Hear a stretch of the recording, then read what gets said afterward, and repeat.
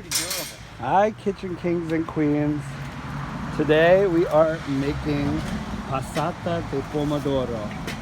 Okay, and we got my friend Jim here. We got Roxy hanging out in the background. Ooh, cut a tomato. Yes, he's starting the process. So we have a tub here where we're washing the tomatoes, and then Jim is going to process each tomato. So, Jim, can you show what you're doing with the tomatoes? What I'm doing with the tomatoes, we're using a tomato shark.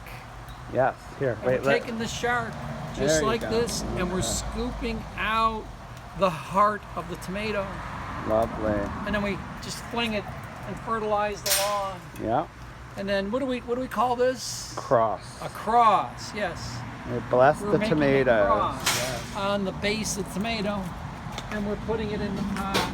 Okay, so from previous videos, you may remember me talking about my barbecue here. So we are using it today. And another little guest visitor is our big 16-quart pot for the farmerware. So finally got that one, and we are using it. So we're using the barbecue as a stovetop today. Okay, so let's take a look in the pot. Okay, so all we're doing here is we have some tomatoes, and we are just softening them in there. Okay, some of them don't look that pretty. That's fine. We don't need them to look pretty because they're gonna be processed through the strainer. Okay, so we'll come back for that, and then you'll see the remaining steps of the process.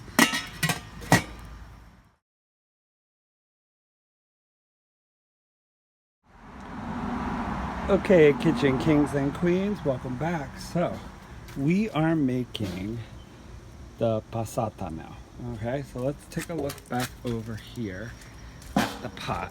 Okay, so switched pots. We got another one here.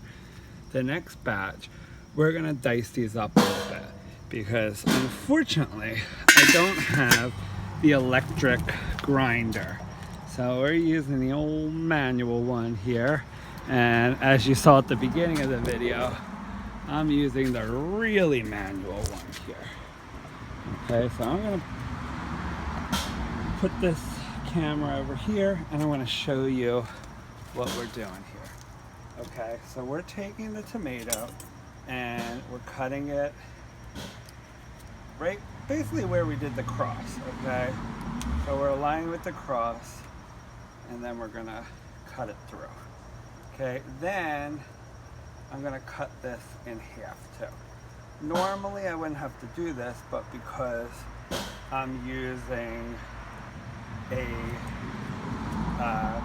hand crank grinder, especially this one, the other one has like a worm in it, like a screw, and that one will work a little bit better. I can't find the handle. I actually don't think it came with it when I bought it at the thrift store, but Jim is looking for a ratchet so that we can do that. Okay, so I actually have a little cutting board here. Okay, and then I'm gonna cut it in half. Okay, so let me kind of zoom in here so you can see. Okay, so that's what happens. Okay, I'm gonna kind of put the camera here, and then we crank the handle, and the handle, or in the bottom of this, there is a wheel. Okay, and the wheel presses the tomatoes against a mesh, like a fine mesh, and then that presses out the skins and the seeds. Okay, which you see coming out in the silver bowl. Okay, so when it gets hard, that's when you know you're making some progress here. Okay, so Now, once it all gets processed, which it has, this is the last little piece. Man, not gonna have to go to the gym today. Here's my exercise for the day. Okay, and we're gonna push that out. And then we're gonna take the scraps and we're gonna put them back in. Now, these are the scraps from all of it. But every time you do that, you get a little bit more out, okay? I'll take my big fork here, fork it in there, okay? And then we're gonna just keep doing that. That popping or that metal sound you hear, that's just the barbecue working, okay? So we're gonna put that in there, okay? You may see Bacchus, he's coming out. Okay, so there's that, okay? Now, this is what comes out on the other side. This is what we're gonna jar, okay? So this is the actual passata, which is just the paste and all the good stuff with the tomato, okay? So, we'll show you when we start doing that next. Okay, kitchen kings and queens. So, just a little update, okay? So, first of all, we are using, I'm gonna label this episode,